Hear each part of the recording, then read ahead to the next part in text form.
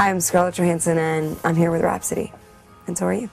We're just here doing live sessions, just come and play these songs out and have these different versions, and it's cool to hear them live and not like produced. It's cool just to get the band back together, or a couple of members from the band and a few new members. I mean, I have crippling stage fright, and that's part of why doing these live recordings is kind of a nice way for me to start out and introduce myself to the whole world, because it's not what I'm familiar with. But at the same time, I try to zone everything out. I mean, it's weird, you know, it's me, it's like exposing myself. It's we feel in a very vulnerable sort of situation. You're not hiding behind a character.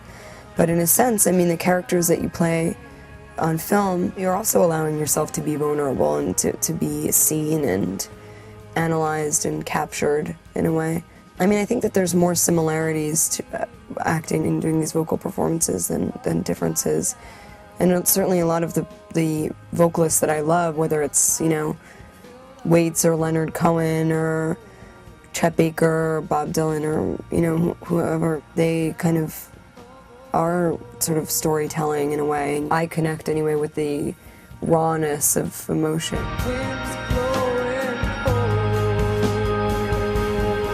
I knew I wanted this kind of like massive sound, or like this dreamy sort of sound. Somebody had suggested Dave Sitek from TV on the Radio, which is, I'm a huge fan of that band, and I love that sound and the size of it. And we started chatting, and it just kind of came along like very naturally. You know? Well, after Dave and I had spoken about like the sound, the like instruments, the feeling, like the vibe of the album, you know, I remember we were like, so. And there's the matter of like where we should record it. And we really had like any option. Like we could record in the city, you know, in New York. We could record in, we were thinking like maybe perhaps Iceland or something like that. I mean, both of us agreed we wanted a really isolated area that we wouldn't have like people running in and taking our coffee order. We wanted to live where we were recording, and we wanted to do it in a really inspired place. And I had always associated Tom Waits with New Orleans, you know, Louisiana, and that kind of inescapable humidity. And certainly driving down to Louisiana with Dave, and we had no idea what to expect. And, you know, as soon as we crossed the state lines and the climate started changing, like dropping and raising and dropping and raising as you kind of went through that, you know, above and below sea level, and the fog was like rolling in, and it smelled like this life, you know, this green, lush smell, and it was apparent like we picked the right place. And I think the album, it really, since the album is so career spanning, I think that it's the one thing that kind of ties it together is how the space we were recording in is very much a part of the album. So you can kind of hear the doors opening and the outside coming in, you know.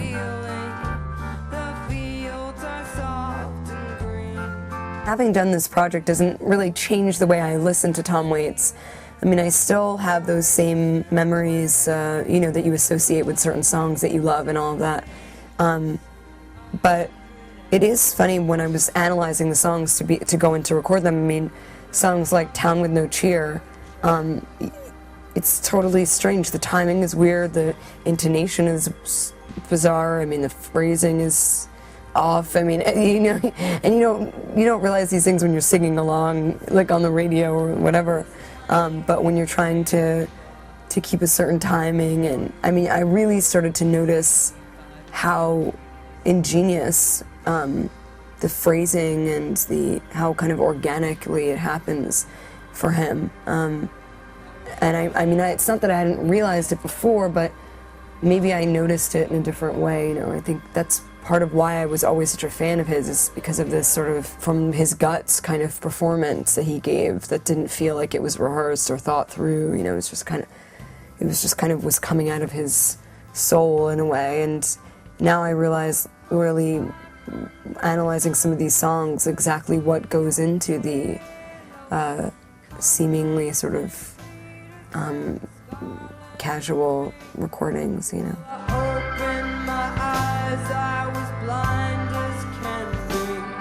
Some of the songs came very easily, like Falling Down. It was like we just, you know, Dave just was building track after track after track, and we were adding different kinds of sounds, and the dimension came very easily.